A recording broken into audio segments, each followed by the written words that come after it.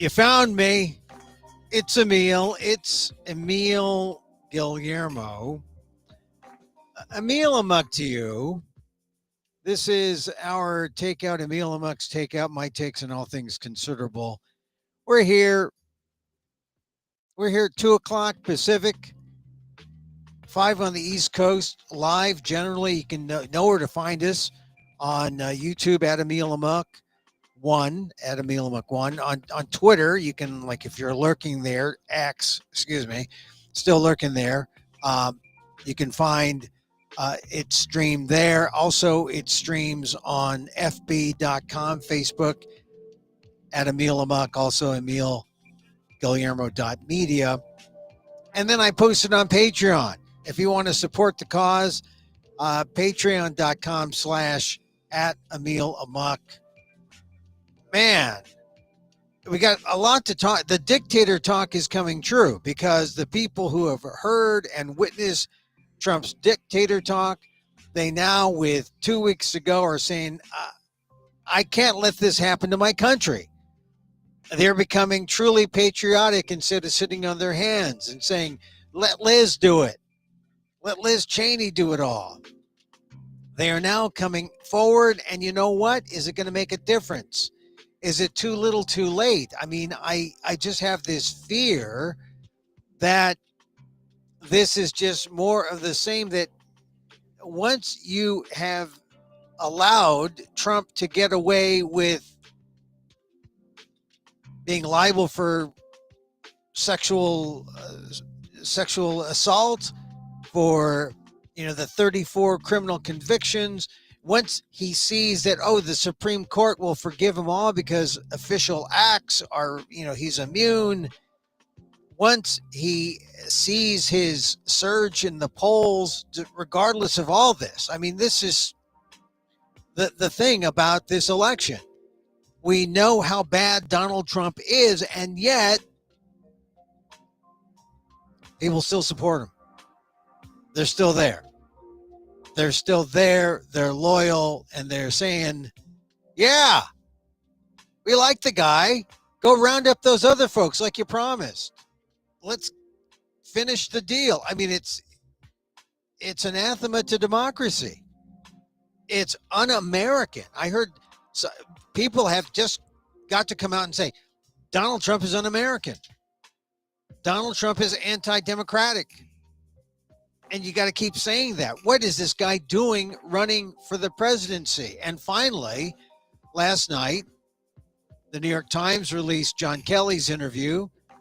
And I heard the reporter, Michael Schmidt, say on television, he said, look, it's one thing to have something printed, but it's kind of another thing to hear John Kelly's voice, because Kelly has said the same thing in a book that Jim Sciutto wrote early on last year.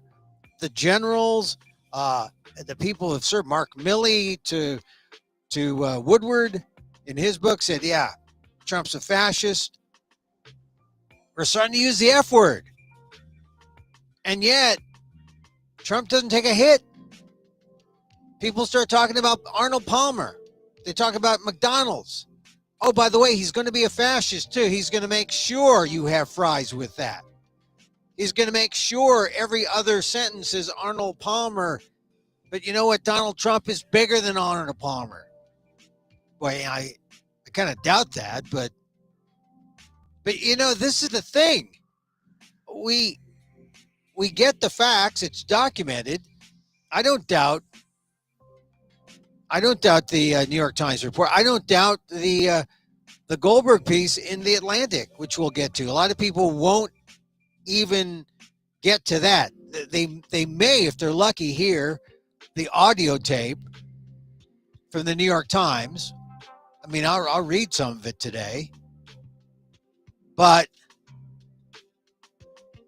now's the time. I mean, you have friends who are Trump supporters, and all throughout, no matter what happens, they just keep coming back. Oh, yeah, we know. That's the way he is.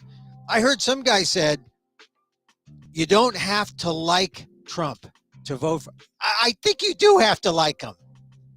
You wouldn't want your enemy to be would you? Because he is going to be your enemy. If you're for the First Amendment, if you're for free speech, if you're for speaking your mind, and you are against him on all these policies that he's for, he's against abortion. He'll take away your reproductive rights. He's against LGBTQ rights. He's for rounding up millions of people. He's for empowering ICE to go against your rights, your civil rights. He's for rounding up the enemy within. And he specifically last week said, the enemy within, that would be Adam Schiff. That would be Nancy Pelosi. He'd go after them. You don't think he'd bat an eyelash going after you if you are speaking out? I just think we're coming to this moment where it's moment of truth time. Truth tellers are coming out, and it's amazing the number of Republican gaslighters who insist, Trump, that's Trump. Chris Sununu wasn't fond of his father, John, met his father, John, when he was in his heyday. Chris is now governor. That's the way legacies run in America, political legacies in New Hampshire. Chris Sununu was an ardent Nikki Haley supporter. Nikki Haley gave Trump a run for his money and flopped. And then said, I'm supporting Trump. Good example, Nikki Haley. So what's Chris Sununu supposed to do? Chris Sununu, who supported Haley, goes on television today and says, that's Trump. Forget about the Hitler thing. Forget the Hitler thing. What, he's going to turn us into the Hitler Youth Corps? Oh, God, that's Trump. That's Trump. I'm telling you, it should be a lot more serious than that. It can't be, that's Trump. Then I heard another guy, a Jewish Republican on television, say, you don't have to like Trump to vote. Yes, you do. You do. And a lot of people have heard him try to scapegoat the Jews, saying, if I lose, it's because of the Jews. Don't vote for me. And I can't see how Jewish people can vote for Donald Trump after he says he'd like his generals to be more like Hitler's. To say all these things about Hitler he wasn't such a bad guy. It turns out that J.D. Vance, the vice presidential running mate of Donald Trump, actually was right. Trump wants to be an American Hitler. So where's J.D. Vance's credibility? He wants power. He wants to enrich himself. He wants to be on the Trump train. Sad. It's sad today for American politics. If you are a Trump Vance supporter and you're not coming out and saying, I disavow this man, and maybe if you can't vote for Harris, although, I don't know, Liz Cheney says, we don't agree on a lot of things, but I'm endorsing Harris. I think Liz Cheney, the historians will look back and say the only sane person in the United States during the election period was Liz Cheney, maybe Adam Kinzinger, the handful of never Trumpers who spoke truth to power and dared speak out when Donald Trump insisted, gotta watch out for the enemy within. The enemy within. And of course, this show, WDAAT, What Does an Asian American Think? Of course, I wrote in my columns on Substack, Emil Amok's newsletter. I write about how this dangerous Trump dictator talk is scary. And if you're Filipino American, and if your parents or your grandparents are here because they escaped the Marcos dictatorship and the martial law that he invoked to put a clamp on all freedoms in the Philippines, you know, this Trump talk, this dictator talk turns into real action fairly quickly. Fairly quickly. And need I remind you of the scoreboard when it comes to what the dictator Ferdinand Marcos did in the Philippines during his reign in the 70s and 80s, when, incidentally, he was backed by the Reagan and Bush administrations. So kind of keeping it all in the family, right? The Republicans backed Marcos. Marcos first colony.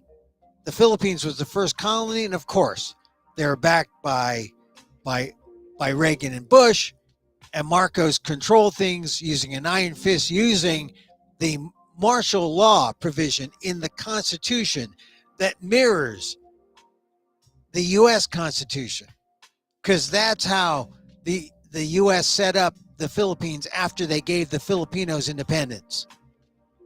So isn't it funny how when commentators talk about Trump, they talk about, oh yeah, Trump loves Kim Jong-il. He loves Xi in China, wants to be president for life. They mention all the dictators, Putin. But the dictator they should remember, and maybe it's because people forget, although they shouldn't, because the Marcos family has been rehabilitated to the point where the son of Marcos is now the president of the United States. Bong Bong. But if you think about what Bong Bong's dad did in the 70s and 80s, look at these numbers.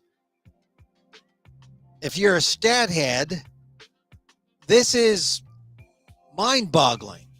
The Marcos dictators, according to Monders, Amnesty International, other organizations that monitor human rights, almost 3,300 known extrajudicial killings. You wonder why some Filipinos, when they hear, oh, the enemy within, why they take it seriously? Because some of them are here because they didn't want to be the enemy within in their homeland in the Philippines. Nearly 3,300 extrajudicial killings. This is the Marcos years, not including Duterte. Duterte had his own problems, more than Marcos. Marcos was a dictator. Duterte was just a corrupt president of a weak democracy. Marcos, 35,000 documented tortures. 35,000. People brought in, enemy within, they beat the crap out of you, documented tortures. 35,000. 737 disappeared. People vanish. Where are they? Enemy within. Gone. 70,000 incarcerations. 70,000 in the Philippines under the Marcos dictatorship in the 70s and 80s. I think this is pretty close to what Americans can expect. Something like that. I mean, unless you're a billionaire like Elon Musk, and you'll be given carte blanche. But if you vote for Donald Trump, I'm not saying the U.S. can hold a candle to the Philippines in terms of torture and killings. But you got John Kelly, a general who served as Trump's chief of staff, telling what he saw and saying whether Trump is a fascist. I mean, in that article, and if you haven't read it, Michael Schmidt's article, good article. It's got the audio. You can listen to it. You can hear Kelly's words. But Kelly was asked if fascism described Trump, if it met the definition.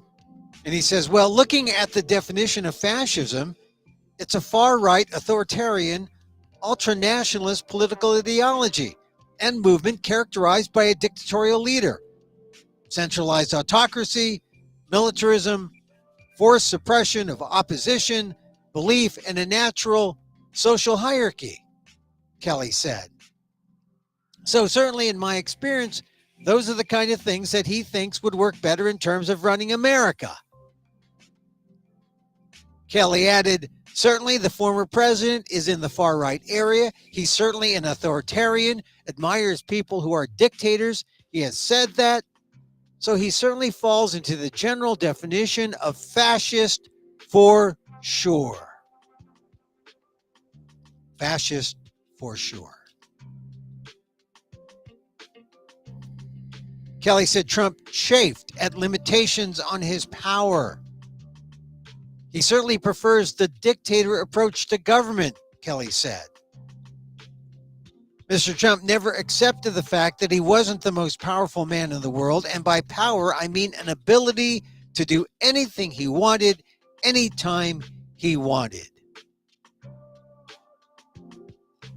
Kelly continued, I think he'd love to be just like he was in business. He could tell people to do things and they would do it and not really bother too much about what the legalities were and whatnot.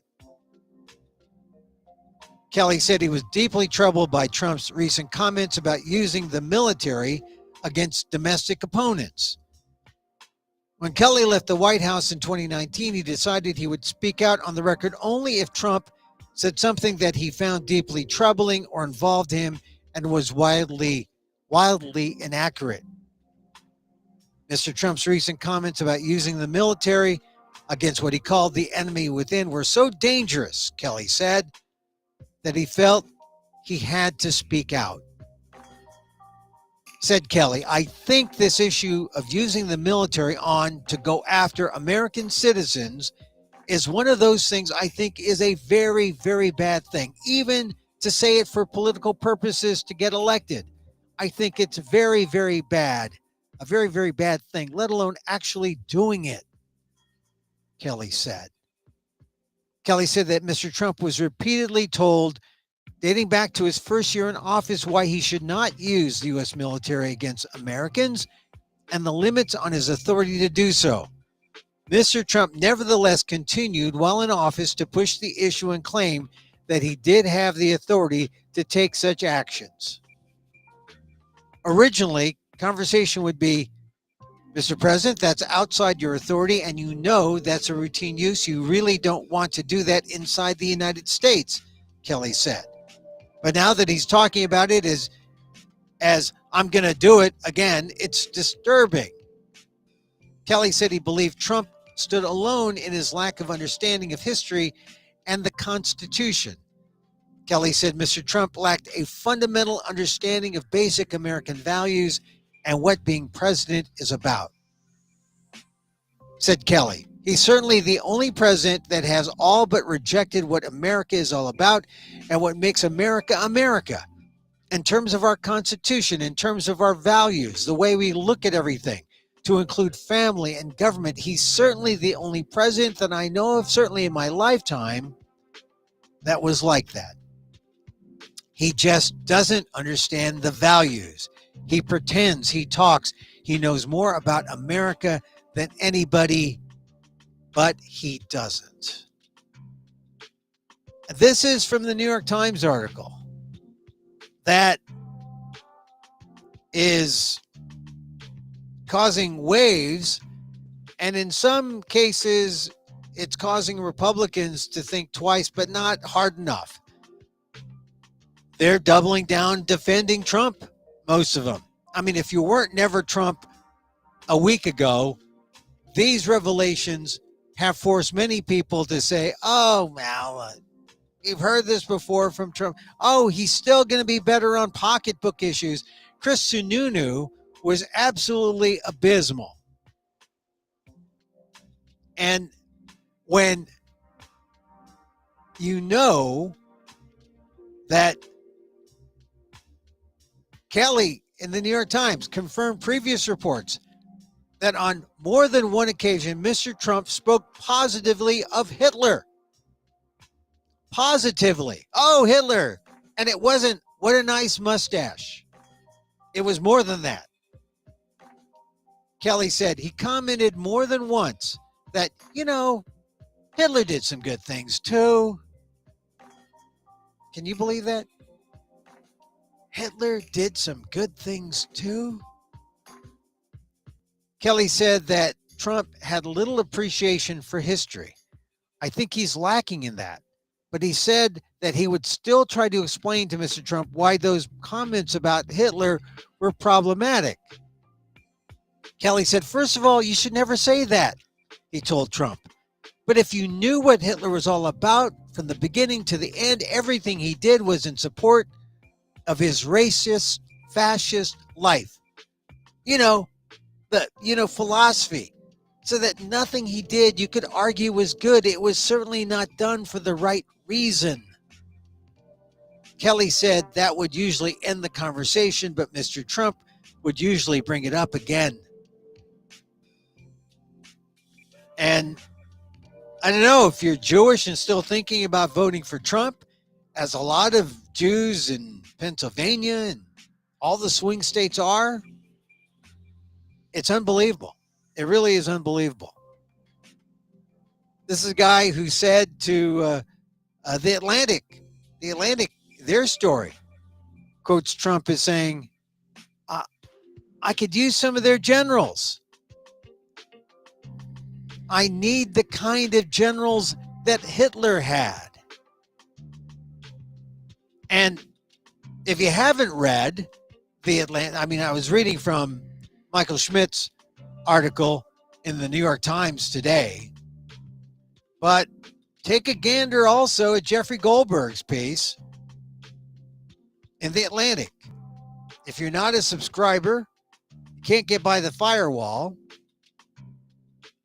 The headline, Trump, I need the kind of generals that Hitler had. The Republican nominee's preoccupation with dictators and his disdain for the American military is deepening. What really gets me is the piece starts with the anecdotal lead talking about Vanessa Guillen, a 20-year-old Army private bludgeoned to death by a fellow soldier in April 2020 at Fort Hood in Texas.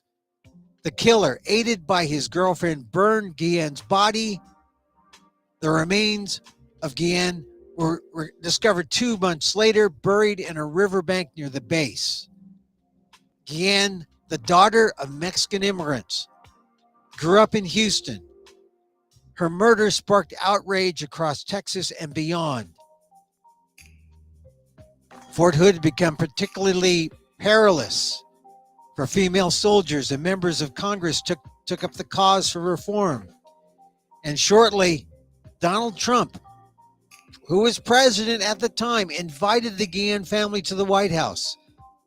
With Guillen's mother seated beside him, Trump spent 25 minutes with the family as television cameras recorded the scene.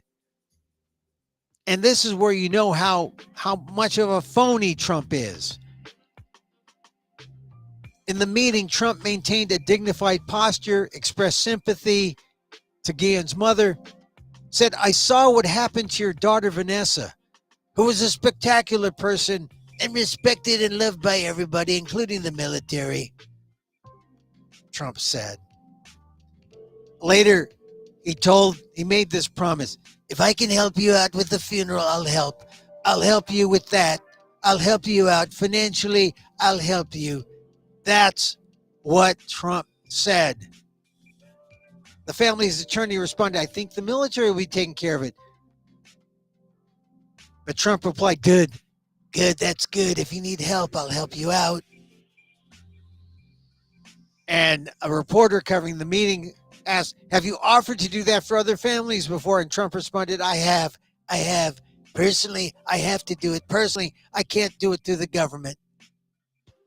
The reporter then asked, so you've written checks to help for other families for this? And Trump turned to the family still present and said, I have, because some families need help. Maybe you don't need help from a financial standpoint. I have no idea. I just think it's a horrific thing that happened. And if you need help, I'll be there to help you. So, you know how this goes, right? They have a service in Houston 2 weeks after the White House meeting. Private funeral, burial, local cemetery, the mayor of Houston, police chiefs. They were all there. Highways shut down. Mourners lined the streets. 5 months later, the Secretary of the Army, Ryan McCarthy, announced the results of the investigation.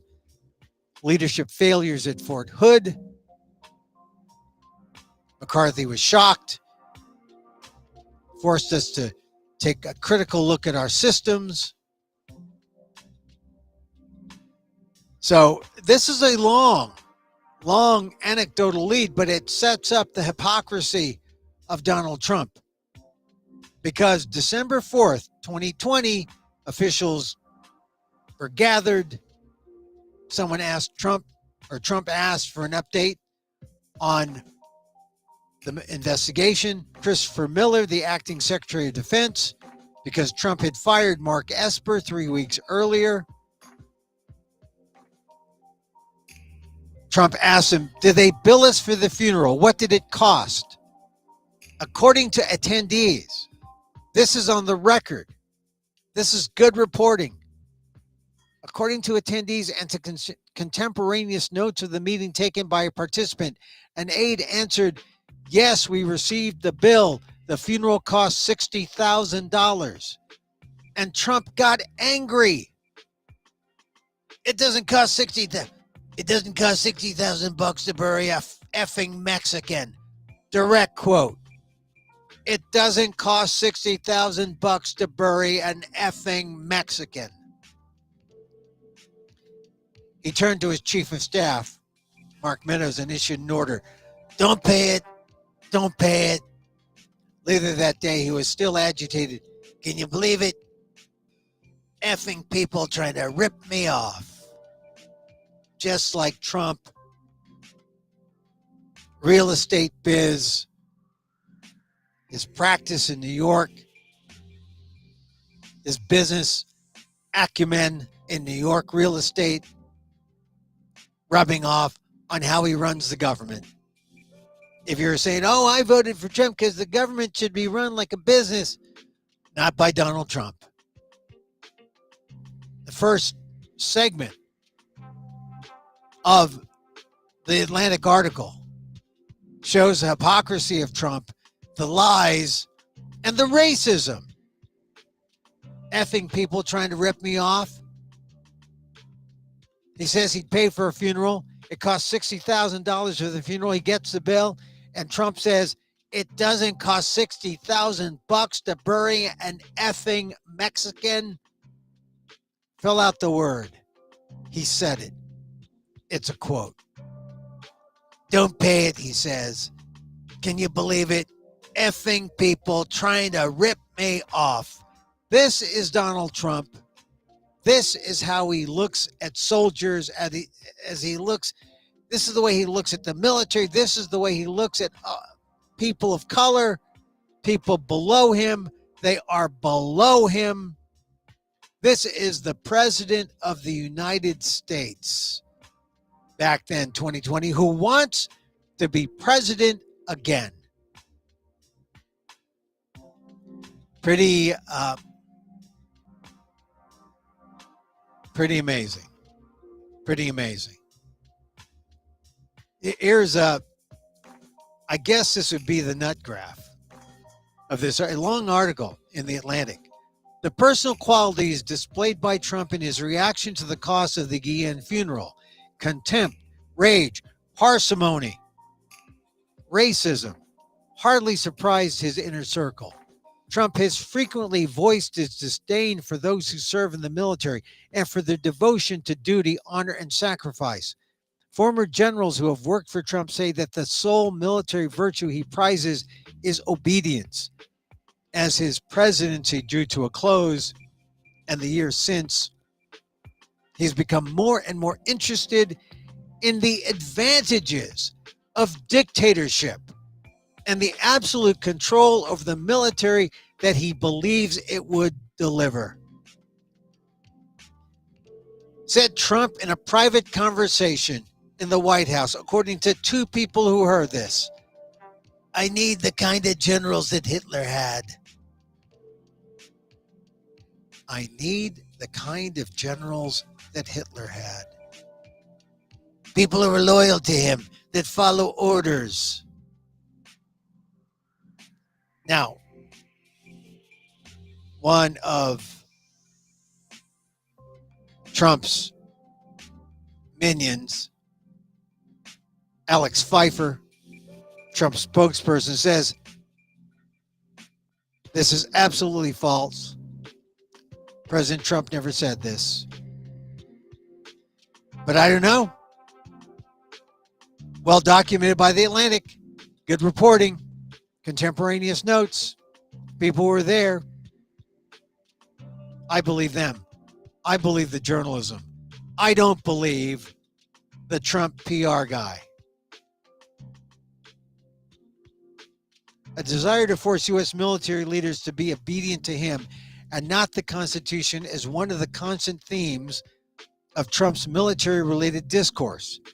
Former officials have also cited other recurring themes: his denigration of military service, his ignorance of the provisions of the Uniform Code of Military Justice, his admiration for brutality and anti-democratic norms of behavior, and his contempt for wounded veterans and for soldiers who fell in battle.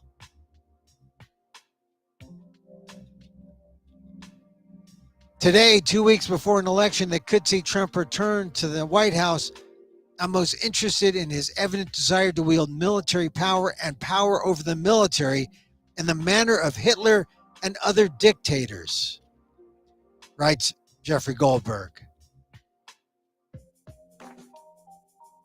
Because he does sound like he wants to be Hitler.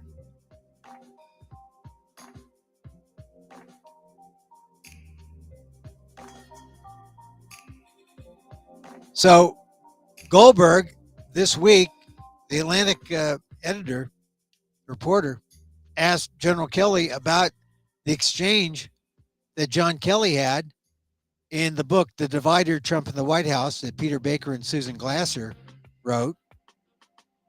And Trump asked Kelly at that point, why can't you be like the German generals? Because Trump was disappointed that his generals and military officials weren't more loyal and more obedient to him. Because, Trump always referred to the officers as my generals. These are my generals. According to Baker and Glasser, Kelly explained to Trump that German generals tried to kill Hitler 3 times and almost pulled it off. This correction did not move Trump to reconsider his view. No. They were totally loyal to him. This week I asked Kelly, said Goldberg, about their exchange.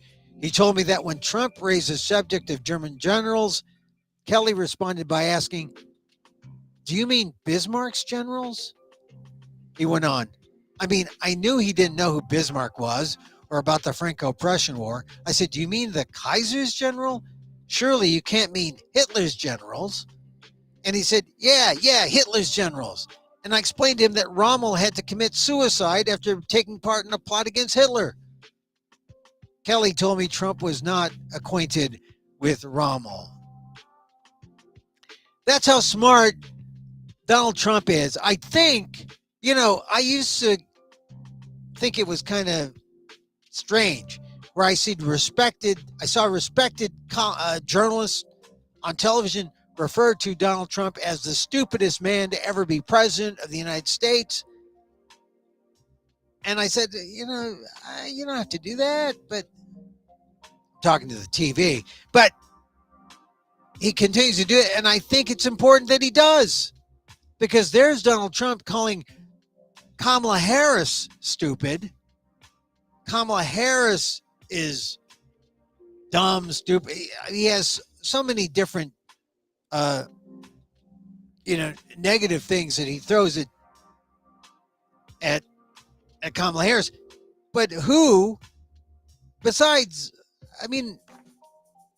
people might disagree with Trump in the media, but for the most part, people are respectful. People don't call him the stupidest person ever to be president of the United States. I think, however, there were stupider presidents in the 19th century. If you look at Franklin Pierce, for example, wanted to make Cuba into a slave state. That's kind of a stupid idea, but he thought, we'll round up all the black people, stick them in Cuba. That'll be a slave state. They can live there. We can import them. That was an idea. Franklin Pierce, a stupid, racist idea. But I think it's safe to say that Donald Trump is stupider than George W. Bush. I thought he was pretty dumb, but he's actually shown some wit. He paints well. He hasn't spoken out at all. But I think if you look back, say, in the last 30 years, I think it's safe to say that Donald Trump is the stupidest person to be president in at least 2 generations. I'll go that far. That's 50 years. That's pretty stupid. Kelly said to The Atlantic that Trump was not acquainted with Rommel, the desert rat. Didn't he watch that television series, The Rat Patrol? That's how he would learn. That and Classics Illustrated comic books.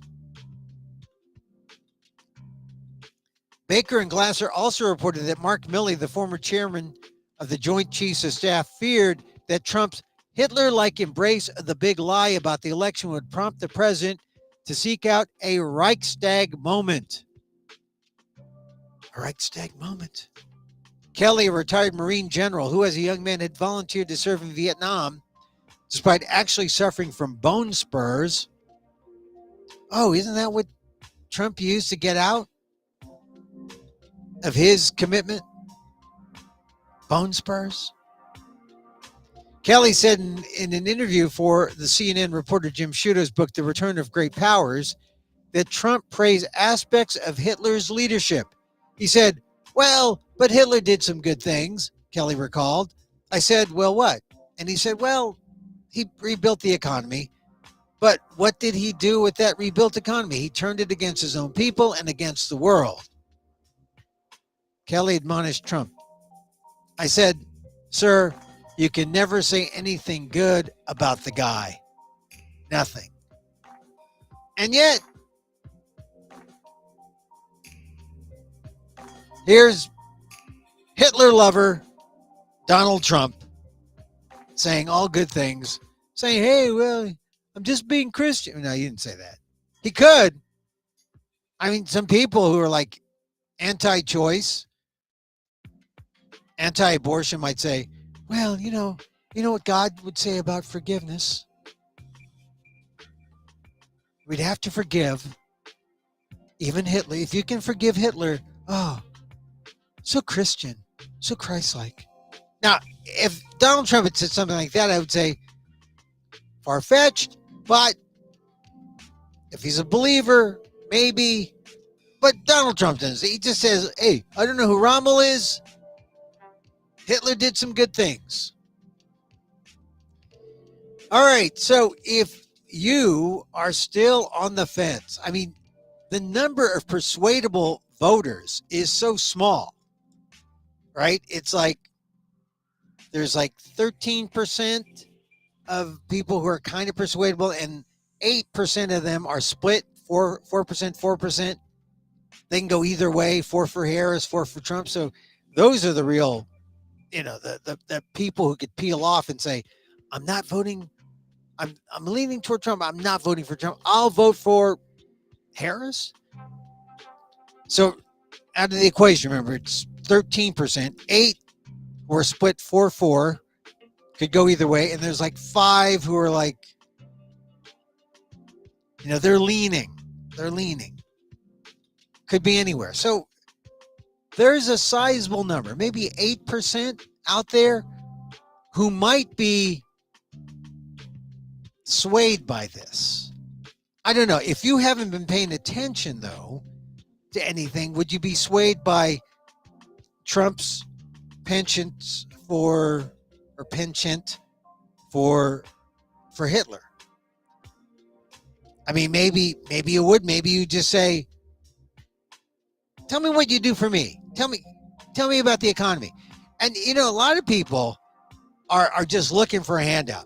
I heard some guys in a video clip, part of a commercial, where they're saying, why does there even have to be taxes? Now, these are low propensity voters.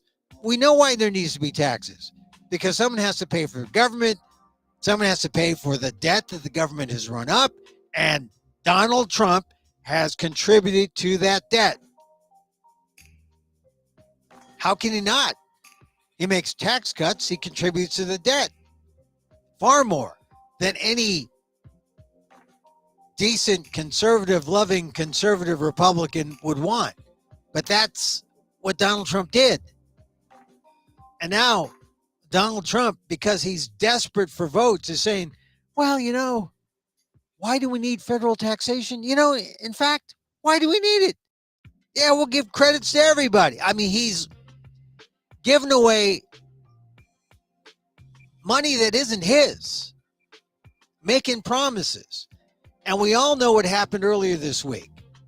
Donald Trump made so many promises that a very conservative budget watchdog came out and said, if Donald Trump did everything that he promised people in terms of tax cuts, Social Security would be bankrupt within 6 years. That's a story that did not get a whole lot of play, but it should get a whole lot of play.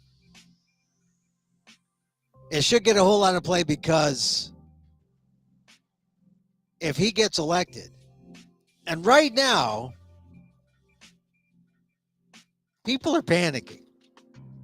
People are saying, the Democrats are saying, John Kelly, all the generals, why didn't you speak out earlier? Well, they did. It just wasn't amplified. Donald Trump is like inching forward, margin of error kind of, we're in that margin of error zone where it could go either way. And, 538, those guys, they're saying, God, there's something in polling that they're trying to make up for all the undercounts in the past. Like, no one expected Trump to do as well in 2016, but he did.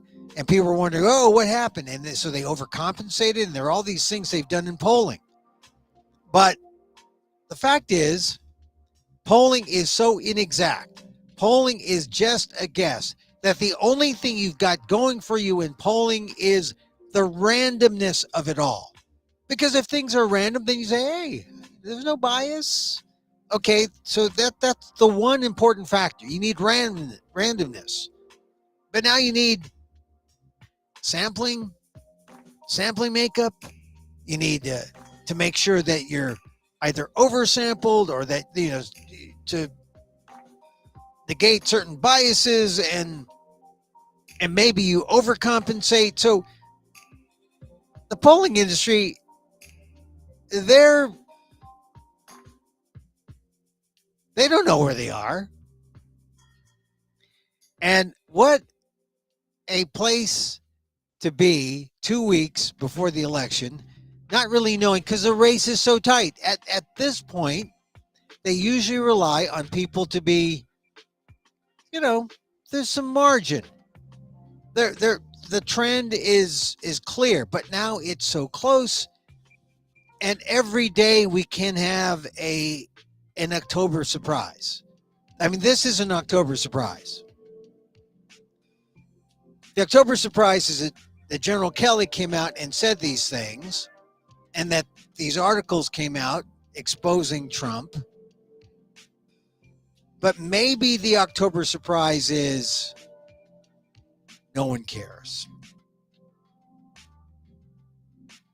No one cares. That would be, that just goes to the core of our democracy, that we can't get a majority of people to care, because a majority, there won't be a majority of the voting Americans. It'll be a sizable group, general election, but considering what's at stake,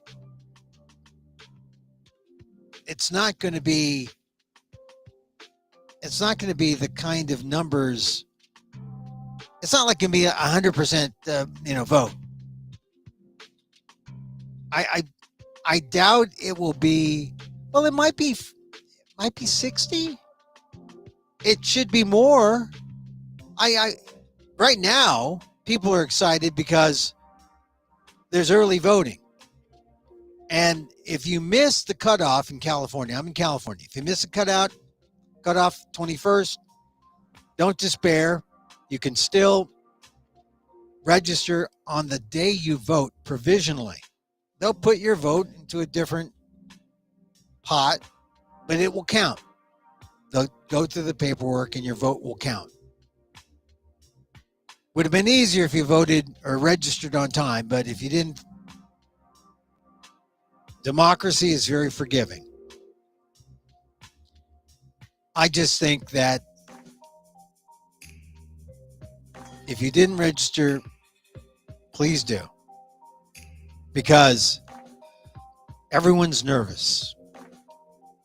I have a theory why Trump is ahead or not ahead, but why he stays competitive even though he's the stupidest candidate ever to run for president. And I think it's important to say he is so stupid and so venal and so corrupt.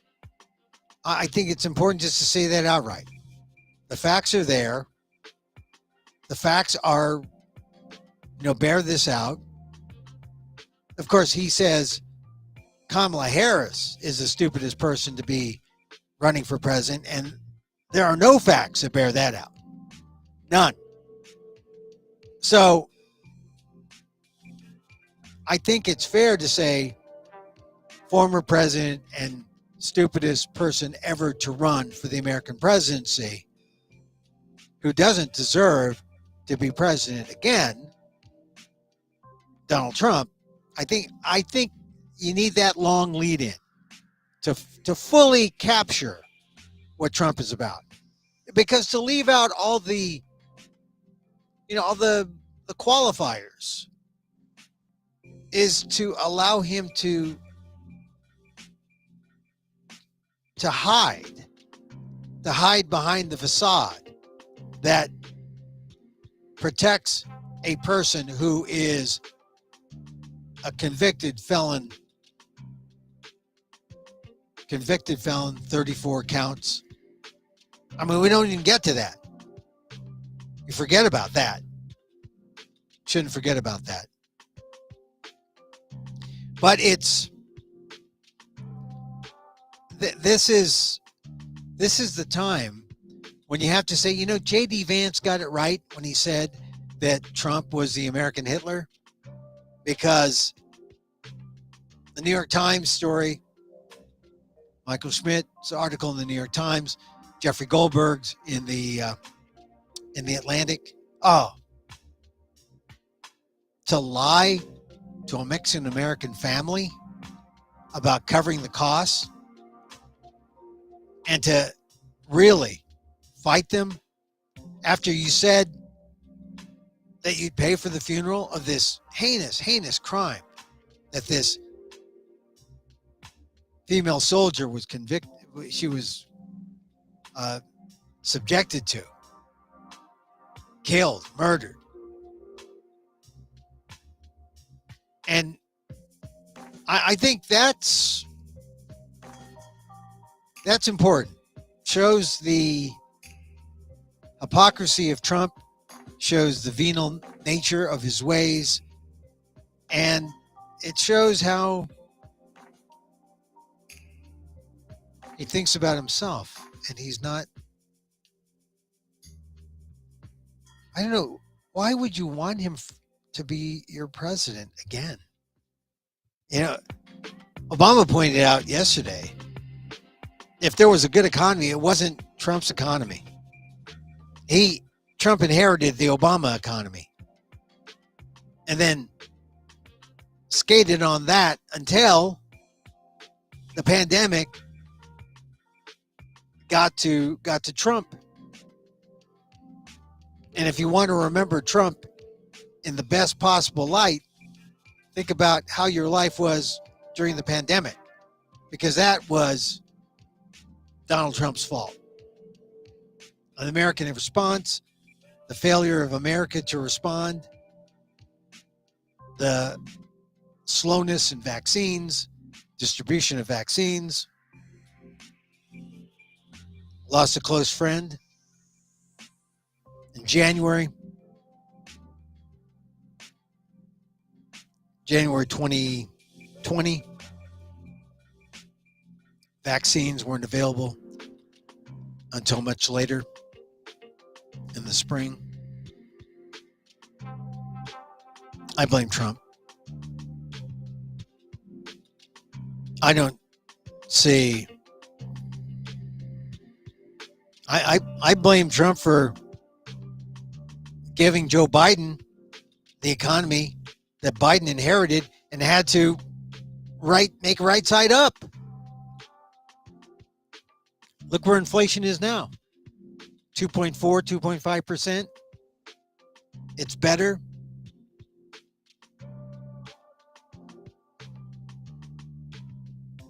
So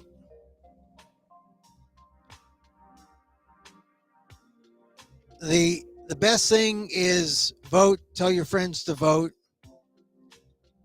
I know I said this the other day. You may not convince Republicans out there, although there are pro-democracy Republicans like Liz Cheney who will tell the truth. And then they're the rest of the liars who hang on to power.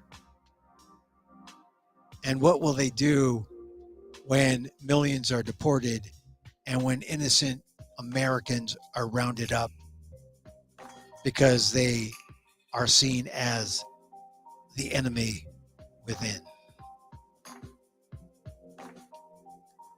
That does not sound like America, but that could be America if we vote it wrong. Boy, that was not the sound I wanted. It was supposed to be. But that is a kind of a sarcastic wah-wah. And that would be what would happen if Donald Trump got elected. It'd be a sad day. Sad day. Anyway, I know some of you this will be on Patreon, patreon.com/Emil Amok. Also, I want to mention the Marsh again. I'm going to be at the Marsh November 4th. It's election day. Hey, come out. I'm doing a 20-minute excerpt from my show, Emil Amok, Vegan Trans Dad. And still kind of a work in progress, but I've done some of this show in New York and in Orlando, so I'll do a bit in San Francisco at the Marsh. San Francisco, 1062 Valencia Street. Go to themarsh.org/Monday-night-marsh-stream. Boy, they need a new URL. No, that's go to themarsh.org/Monday-night-marsh-stream. And I'll be doing November 4th and 18th. So come see me sharing the stage, 2 other acts. It's fun. All the money goes to the Marsh. All the money benefits the Marsh. They give me the stage time. It's great. I appreciate it. But, the Marsh has been good to me. Because of the Marsh, I do my one-man shows, and it sort of helped me get out there to other fringe festivals around the country. And the teachers that I encountered there, the stage, love the Marsh. Come see me November 4th and 18th, 1062 Valencia Street, San Francisco. I'm doing Emil Amok, an excerpt, Vegan Trans Dad. Check it out. November 4th and 18th. Tickets, as I said, at themarsh.org/Monday-night-marsh-stream. All right, we're going to head on out because, I want to keep these under an hour. I spoke my piece. I read the guts of the New York Times article. Great article. If you can't get around the paywall or can't get to the article, I read it. I read you the good parts. And if you can't get to the Atlantic, Jeffrey Goldberg's piece, I read the good parts there. American Hitler. J.D. Vance was right. Donald Trump wants to be an American Hitler. And things are getting scarier and scarier for our American democracy. They are. No laughter yoga today. Catch it on the tail end of past shows, 772, 771. Check out patreon.com/Emil Amok for those. We end with a little loving kindness because it'll help get us through. I mean, let's not consider a loss. It's not over yet. But a lot of people are anxious. Democrats are anxious. Republicans are anxious too. But I think less so than the Democrats. Let's see what happens. And so, as I wish for me, I wish for you. May you be safe. May you be happy. May you be healthy. And may you live with ease. Emil Guillermo here. I voted. You get out and vote too. There's still time. Even if you haven't registered, you can still vote and register on election day itself. Remember to vote. It's important for our country. Till next time. Mahal Kita.